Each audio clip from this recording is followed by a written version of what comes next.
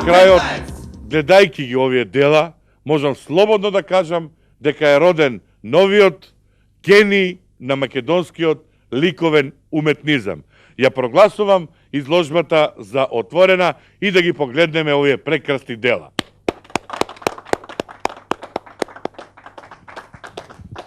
Ете, драги гледачи, се јавуваме во живо, овдека присуствуваме на свеченото отварање на изложбата, при што оваа многобројна публика овдека ќе биде истакната, при што ќе имаат можност да ги погледаат овие извонредни дела, а ние во оваа пригода со вас ќе го поканиме и авторот и тој самиот нешто да ни каже. Еве го, тој ни приоѓа. Добар ден. Ве молам, ако сакате во рамките на нашата емисија, ако сакате да кажете нешто за вашите дела.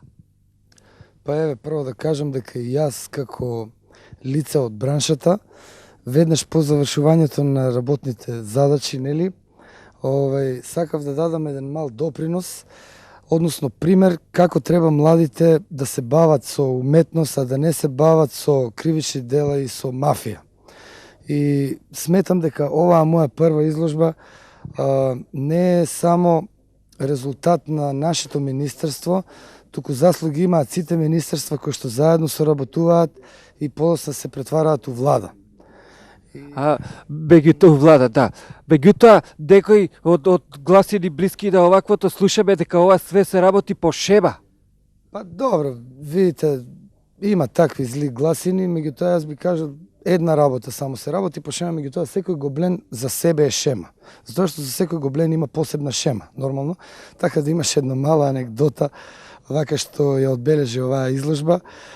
Имено кој ги урамувавме гоблените со еден колега, за 6 дена ги урамивме, мислам, тоа е рекордно време. Браво. Кој ги урамувавме, еден гоблен ни падна и се скрши рамката, ја му реков, леле, што направивме?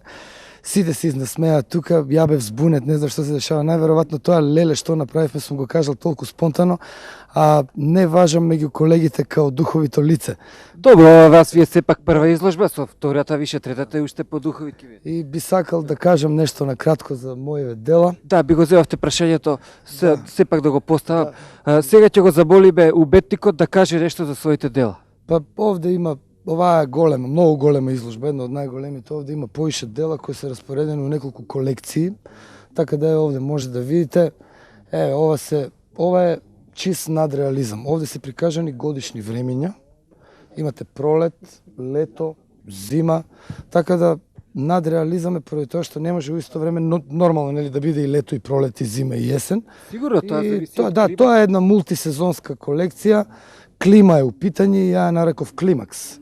Така да имаме таму сезонски цекиња, некои мртви природи и така дале. Карактеристично за мојава изложба е тоа што ја исклучиво користам живи бои, значи живинизам е правецот и највише користам ултравиолетова и инфрацрвена боја, така по-живи бои се. Да, тоа нашите гледачи веднаш ќе падне во очи. Добро, тоа би било све во главдом, да ја погледнеме изложбата и уште на крај да ве запрашам уште нешто, меѓутоа да видиме уште. Дечки, теписи нешто? Нема, дечки, ќе добиеме и не си ласкај. Маче, нема теписи нешто. Нема теписи. Добро, да не должиме многу. Ете, драги гледачи, видовте се, тоа беше се за оваа изложба, меѓутоа од извори блиски до авторот ни јавија дека во овие рамки до година ќе има и други гоблени од оваа изложба. К15!